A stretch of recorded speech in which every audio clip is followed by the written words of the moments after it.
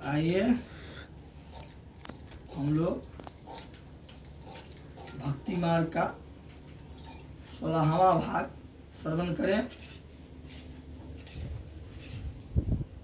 और भक्ति मार्ग पर चलने का कौन सा सुलभ रास्ता है।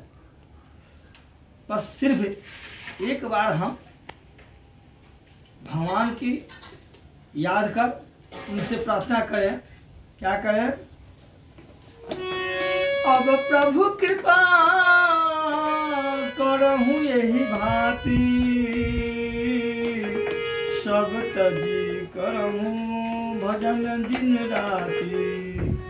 हे प्रभु, एक बार कृपा कर दीजिए। आप कृपा कर देंगे, ऐसा कृपा कर दीजिए ये सब कुछ तजना क्या है, संसार को तज तो नहीं सकते हैं और न ही माया को तज सकते हैं, लेकिन अगर भगवान कृपा करें तो मन से, जैसे जल में पुरैन के पत्र रहता है लेकिन उससे जल से कोई संसर्ग नहीं होता है, अगर एक बूंद भी उस पर जल गिर जाए वो नदी में ही पाया जाता है तो जल जो है सो लुढ़क जाता है नीचे की तरफ, उससे कोई संपर्क नहीं रहता। अगर हम भगवान के भजन में लगे हुए हैं तो संसार में रहते हुए भी मन जो है सो संसार से विरक्त हो जाता है, कर्म करते हुए भी कर्म की फल की इच्छा मिट जाता है। तब जब तक भगवान का प्रार्थना करेंगे तब तो होगा।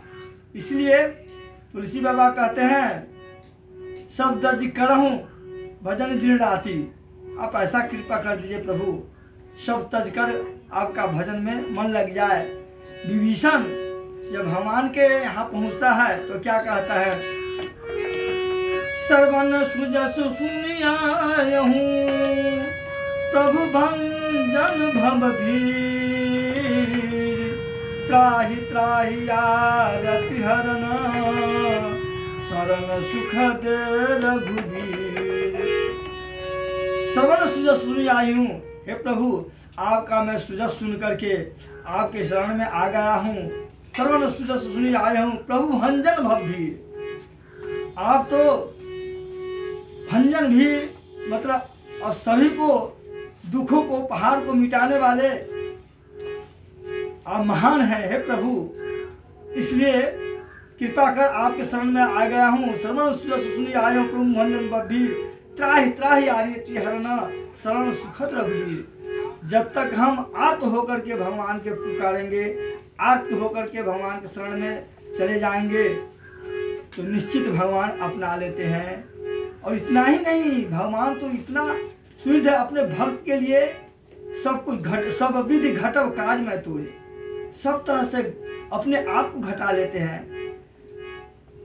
भागवत कथा का एक प्रसंग है जिसमें जिस समय पांडव लोग वनवास में थे, उस समय वन में एक रोज की बात है, दुर्योधन ने फिर षड्यंत्र किया और दुर्वासा ऋषि को बुलाकर उनके आदर सत्कार करके बहुत सुंदर सत्कार किया और कहे हे ऋषि आप जाएं, वन में हमारे पांडव भाई लोग जो हैं वहाँ रहते हैं, उनसे भी आप मिलने तो अच्छा होगा। ये मतलब षड्यंत्र किया। दुर्वासा ऋषि पहुंच गए वन में जहाँ पांडव लोग रहते थे, पांडव लोग कहीं गए हुए थे, द्रौपदी थी जा करके, और दुर्वासा ऋषि कहते हैं पुत्री मुझे बहुत भूख लगा हुआ है, कुछ पवाओ। और अनेक ऋषियों के साथ गए हुए थे। अब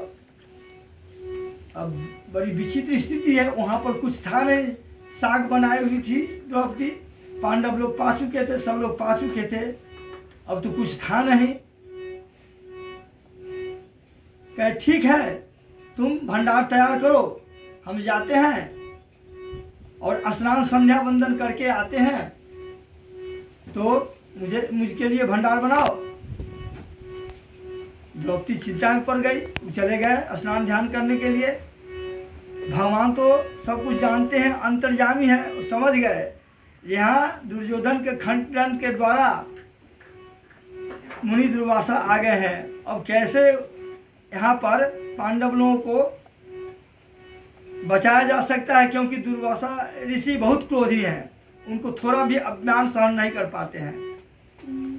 वो पहुँच गए और स्नान कर भगवान पहुँच गए वहाँ पर, और ये आकर के कहते हैं, बहन ने मुझे बहुत भूख लगा हुआ है, कुछ तो पवाओ। अब तो द्रौपदी और घबरा गई, ये हाथ कुछ बचा ही हुआ नहीं है। लेकिन कही, भैया आपसे क्या दूरा, आपसे क्या छुपाऊं, साग बनाई हुई थी, सब लोग पा चुके हैं, उसमें तो कुछ है ही नहीं। अरे बहन, दुर्वासा ऋषि को क्या पवाओगी? हाँ भैया, मैं इसी चिंता में तो हूँ, आप ही समझे क्या करें। अरे पहले हमको भी तो भूख लगा, कुछ तो पवा दो। तो भैया हमारे पास तो अभी कुछ भी नहीं है, सब तो सब जानते हैं। देखो जा करके देखो, वो कढ़ाई में, वह हंडी में, उसमें देखो कुछ भी अगर मिल जाए तो देखो लाओ, हम उसी से तृप्त हो जाएंगे। द्रौपदी जाती हैं और हंडी में जब बटोरती है तो उसको एक टुकड़ा साग का मिल जाता है। वो लेके आती, भैया क्या दें, बस इतना ही तो मिला। ठीक है बहन लाओ, इसी से हमको तृप्ति हो जाएगी। और भगवान कृष्ण उस साग को पा गए। इधर भगवान साग को पाते हैं, उधर दुर्वासा ऋषि और उनके साथ जितने भी शिष्य उनका थे, सबको अब पूरे शरीर में गैस भर गया। अब उल्टा ढिकार होने लगा, अब कुछ भूख ही नहीं है। वो लोग सब बेचैन हो गए, अब घबरा गए, वो फिर लौट के नहीं आए। तो भगवान तो ऐसे सुहृद है, पग पग पर अपने भक्तों को रक्षा करते हैं, पग पग पर अपने भक्तों को देखते हैं। ऐसे सुहृद भगवान को पाने के लिए हम प्रयत्न नहीं करें? कैसा दुर्बुद्धि हम बने हुए हैं। मनुष्य शरीर प्राप्त करके उनसे मिलने का उत्कंठा नहीं जागृत हो रहा है क्या? हम इसी दुर्गति में पड़े रहेंगे जब जानते हैं ये संसार असार है, इसको निश्चित छोड़ना है। जीवन मरण ये दोनों चीज तो निश्चित है, ध्रुव सत्य है, तो यहाँ से जाना ही है। तो क्यों हम अपने इस संग्रह में अपने समय को गंवा देते हैं और जो करना चाहिए सो नहीं कर पाते हैं। ऐसे सूर्य भगवान को पाने के कोई प्रयत्न नहीं करते हैं। इसलिए तब भक्ति प्राप्त होगा जब तक हम इस पर विचार करेंगे, भगवान की दयालुता को पर विश्वास करेंगे, उस मार्ग पर चलेंगे जिस मार्ग पर धर्म शास्त्र ग्रंथ और भगवान भी बतलाते हैं, गीता में तो बता ही दिए हैं। तो उस मार्ग पर चलें जिस मार्ग से हमको सद्गति मिले। इसलिए भक्ति प्राप्ति का मार्ग को प्रशस्त करें।